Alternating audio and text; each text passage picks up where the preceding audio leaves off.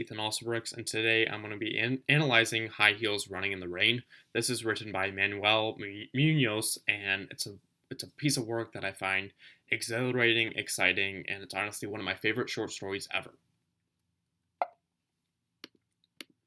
So first, I want to give a tribute to Manuel Munoz. This type of short story was a first for me, and in that regard, I there is no research online about this story.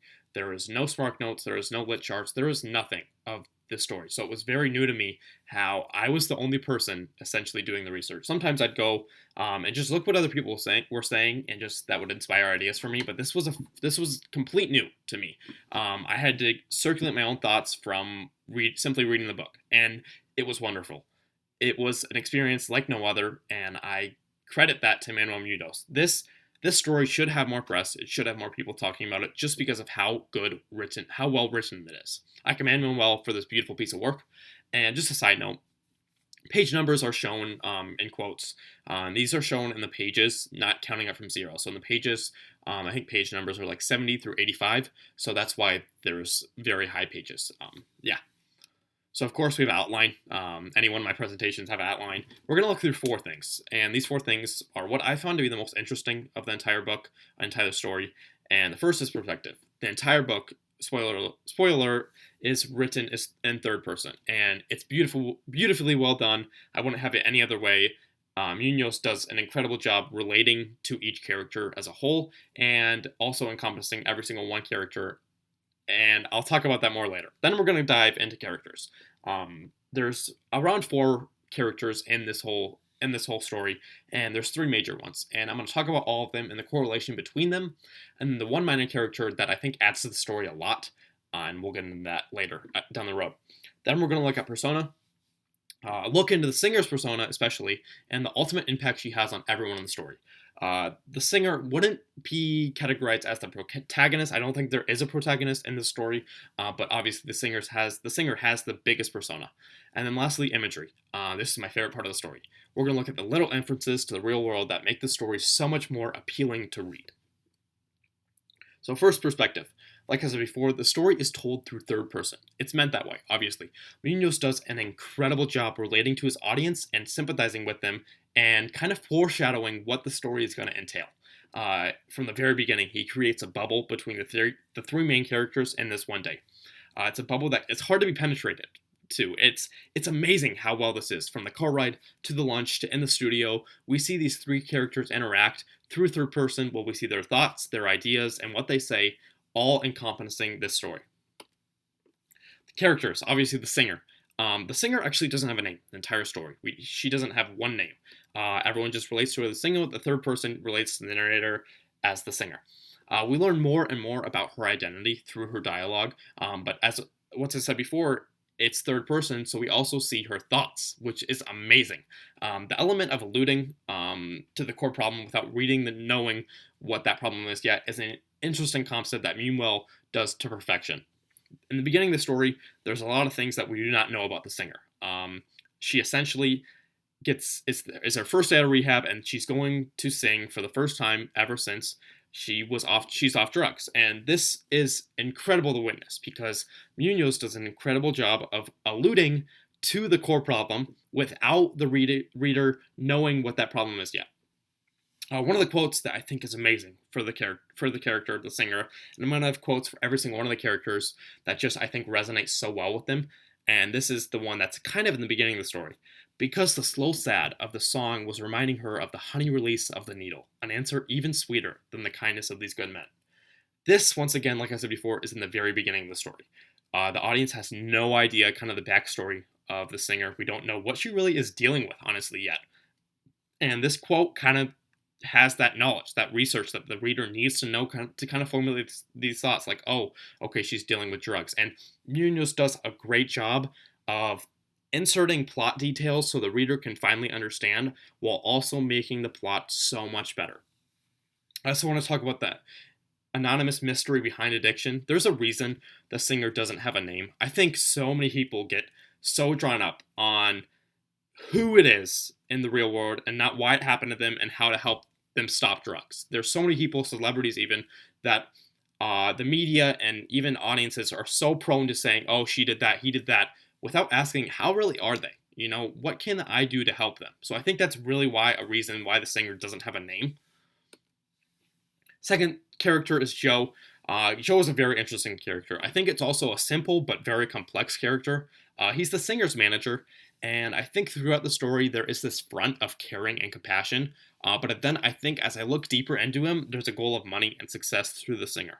One quote that I think really resonates with him is, once again, third person says, Joe, not even asking if the singer felt ready to go back to work, but she said nothing in protest, page 85. And this is right after they go to lunch and they're heading back, and Joe doesn't even talk to the singer. He says, okay, we're going back to the work. You got to get some work done. This putting work first over the needs of just asking, hey, are you okay? Do you want to take more time off? Because he knows the break is over. It's time to work, which I think is a flaw in the character. I think it makes him unreliable in the sense that he's trying to get his own success through the singer, which is a lot like the media business industry in Hollywood right now.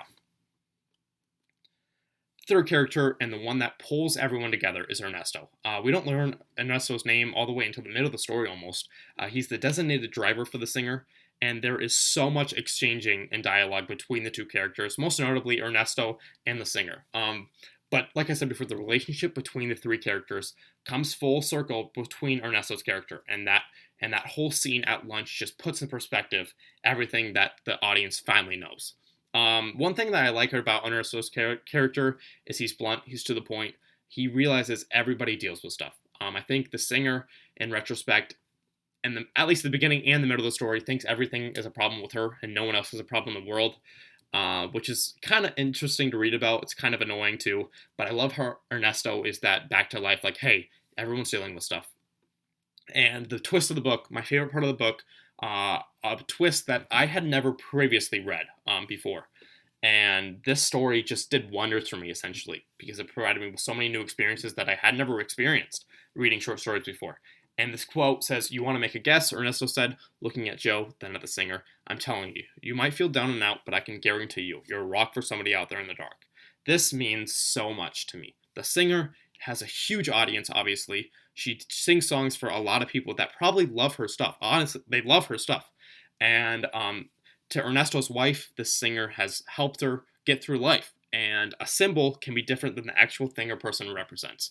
This is something that's so big to me because the singer is not a symbol, I would say, in the story. It's not a symbol that people want to look up to, but her songs are. Her writing is. And that's what people can look up to, and that's what people do look up to, like Ernesto's wife. The band is the fourth character, and it's a lot of characters, but I encompass them all into one character. The band, I think, likes to portray the real-life persona of the media. I think they're two-faced. I think they're, as I put, uncomfortable but comforting. They're telling the singer what she wants to hear to the point where she catches on. There's some moments in the book or in the story where the singer catches on and say, hey, like, don't antagonize me. Don't petty me. You know what I mean? And they play the role of the media in real life, once again, catering to every need simply because they think you're insufferable. This band, it's honestly confusing and annoying sometimes to see this band relate and try to sympathize with this singer so much. One quote I had is, once again, third person, their gesture of friendship making her feel, of all things, helpless and undeserving. This quote, once again, these quotes make the story, obviously because they are the story, but I highly recommend you go check out the story, whoever's listening. This is a perfect correlation to the singer. Once again, third person, so these are her thoughts. She's not saying this, which I think does wonders for the story. The band makes the singer feel insufferable. They think they're catering to her, they think they're being nice to her, but it's cool to see how they can think one thing and the singer can think the other, and we, the audience, notice both of them, because that isn't third person. So persona is also another thing I love in the story, because as I said before, there's no direct protagonist. I do not consider the singer as a protagonist, but she definitely has the biggest persona in the story. She has to come to terms with her new title, which is a drug addict, essentially. All the people, her manager, Ernesto, even the band, looks at her differently the moment she steps into the car and goes to the studio. They all look at her differently just because she is different, physically and mentally. Every life during this day revolves and centers around the singers. I think this is a huge point that the band, Ernesto, Joe, even everyone just revolves and centers around the singer. She realizes this. This is the part she realizes in the middle to end of the story. She realizes through lunch and after, as soon as they get back to the studio, that, hey, I'm a pretty big image for these people. These people are counting on me a lot. And she gets that, which I think is a huge development in the story. Also, I'd like to point out that every life matters. This story encompasses a lot of individuals and it correlates them into a group, and Munoz does that beautifully. Through this third person perspective, he relates to every single person in the story while also connecting all of them. It's something I also really like to correlate with the movie Crash. I think Crash is a wonderful movie and it encompasses some of the same techniques Munoz uses in this story. Imagery. This is my favorite part of the book. Imagery is what makes stories for me, and this story has some of the most amazing imagery in a subtle way.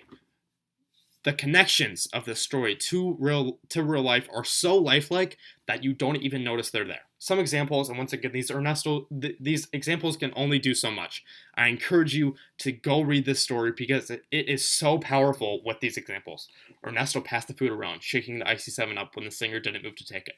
This little instant example that is just in the writing that most people will skip by does so much for me because it acts so much like real life. Shaking it, being annoyed with someone when they don't pick up a soda that they're handing to them is so well put together by Munoz, and I think it deserves more credit.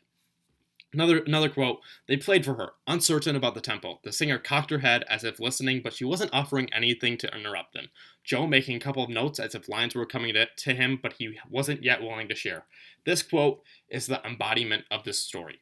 The third person perspective does wonders for the words, and we get to know, the audience gets to know the thoughts, what everybody is thinking without anyone saying anything. I think that is so powerful in the story, and Munoz once again just shows why he is such a good writer. These are my works cited. I hope you enjoyed my presentation on High Heels Running in the Rain. This is Ethan Alsobrooks. Thank you so much.